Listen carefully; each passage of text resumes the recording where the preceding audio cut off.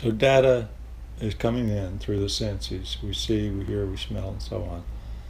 So the senses have this capacity to convert the impulses that are coming in, light through the and ears, light through the eyes, and sound through the ears, converts it into raw data.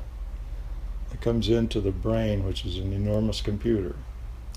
And then the brain runs a very high-speed algorithm and converts that data into an experience, which is an interpretation of what we think of as the world around us, our place in it, and how it feels to us.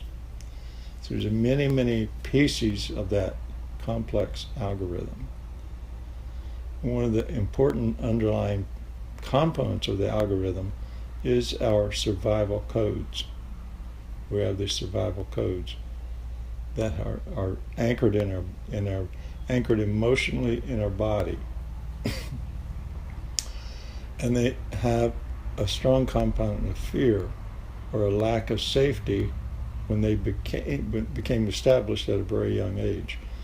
So those can come through our own past lives, possibly, our ancestral lineage, our cultural exposure, our geography. So everything, every moment of every day, all through our lives, the mind is receiving information, documenting information, constantly nuancing the algorithms. But those survival codes are an important component that have the capacity to influence everything. But because the survival codes have confused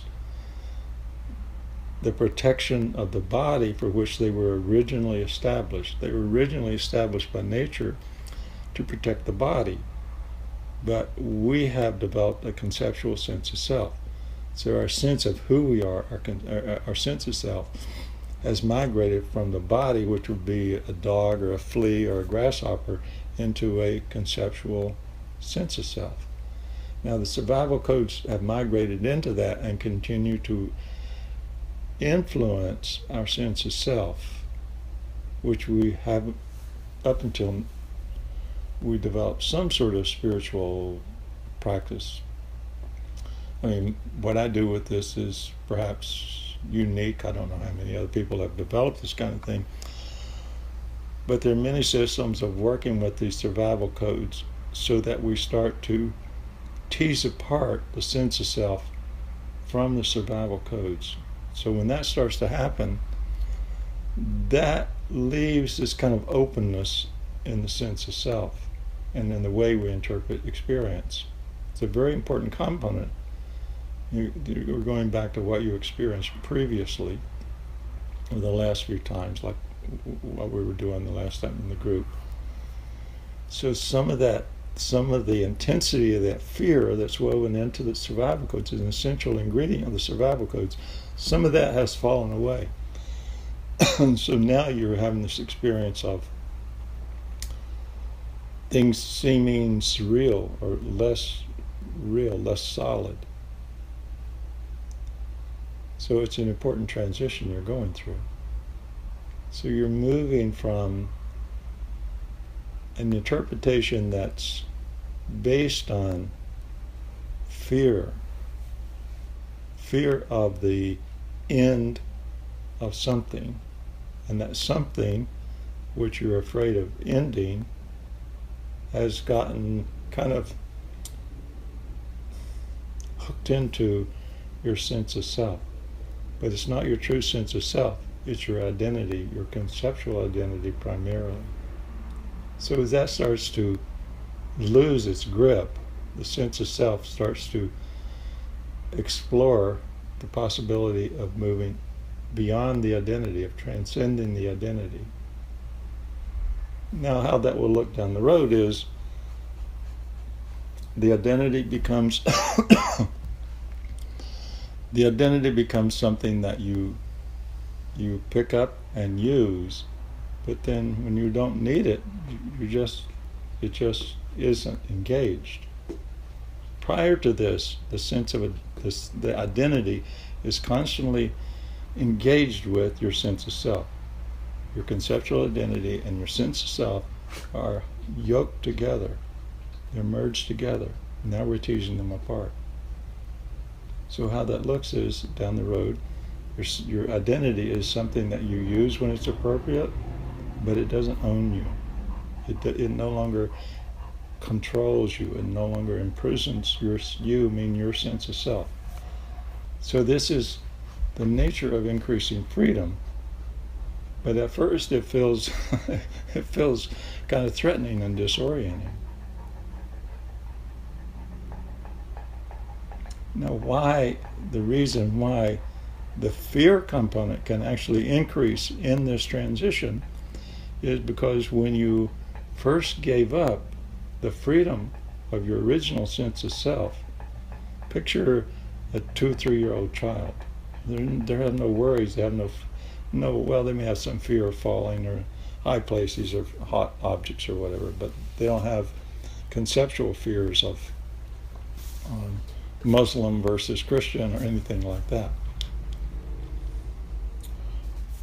So when they go through the transition, they're coming from the transition with the freedom of the sense of self into the imprisonment of the sense of self in the identity.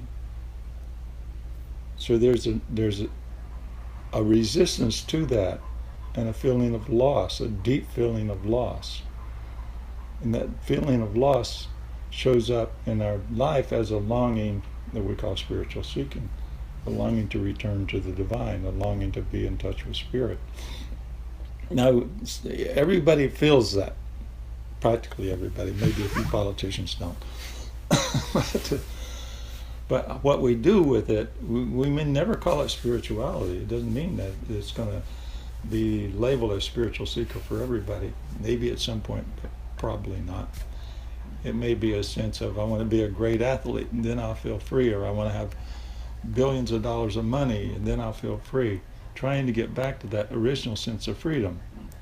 See, an animal will never do that, because an animal never lost, its sense of self never got caught into the conceptual identity. So it doesn't feel that. The animal doesn't feel what we're talking about. But now that we're going back into that zone where it is declutching, it can feel very threatening, because the original threat was when we took on the identity and we lost the freedom for sense of self. It's like there's this jungle between two worlds, the world of spirit and the world of incarnation. And when we come in from spirit into incarnation, we go through this mad jungle, and we come into human conceptual identity, and we kind of negotiate out some sort of uneasy peace treaty with being a conceptualized being. But now we're going back through that same jungle, so the same kind of fears are going to come, the same kind of resistance is going to show up, because we have to go back through that. Now, part of that is that fear that's so woven into your reality is, it has to declutch. It has to disengage. It has to fall away. So there's a period of disorientation. Now that is part of what's called the dark night of the soul.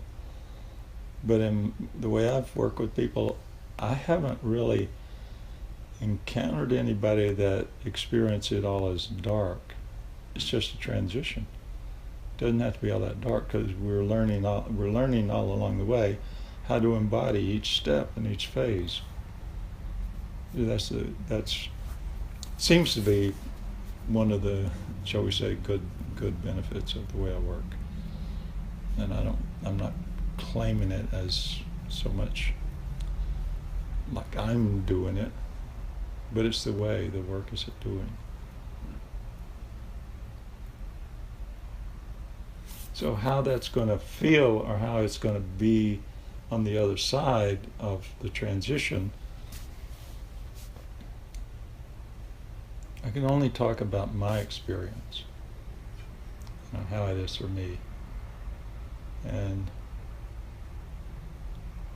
I can relate with what you're talking about, although I would have it would have been different for me when I was going through it, and maybe to some extent I'm still going through that, because it's there's layers of it.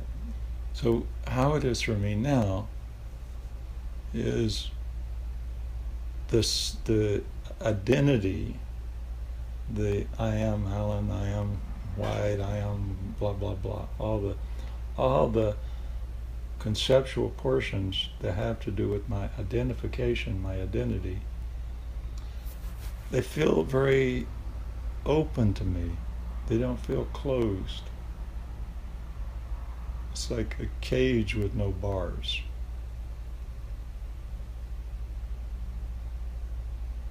Where before the cage would have there were very hard, rigid iron bars. And some so there's a cage called the conceptual identity, which has iron bars. And some systems are going to improve those bars and get them to be nice, shiny gold bars. You know, a lot of money, a lot of success, good house, all these things are going on, but it's still a cage. So what we're moving into here is a cage with translucent bars that you can move in and out of as appropriate. I mean, that's kind of how it feels to me. And it's not 100% all the time. It can have its own, there still may be some material to be, you know, refined or integrated, or maybe it never becomes 100%. That I don't know. I don't want to sound, shall we say, cocky about it. Neither do I want to make it sound like it's some kind of superior state.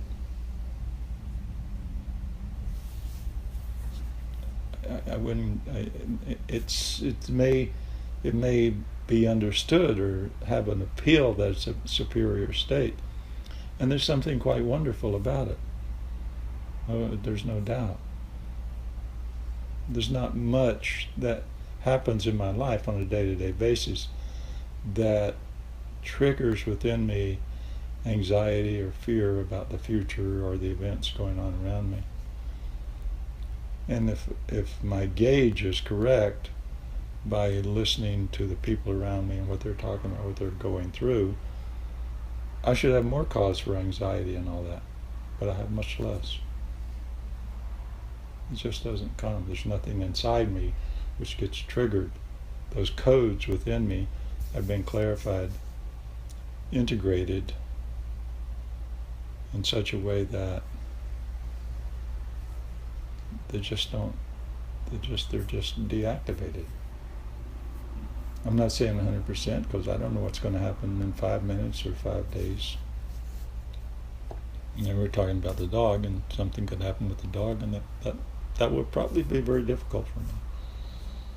And I don't dread it.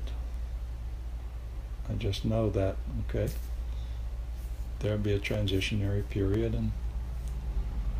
and along with that, recognizing that there's a period of transition which may be difficult, there's also at the same time, there's a kind of excitement.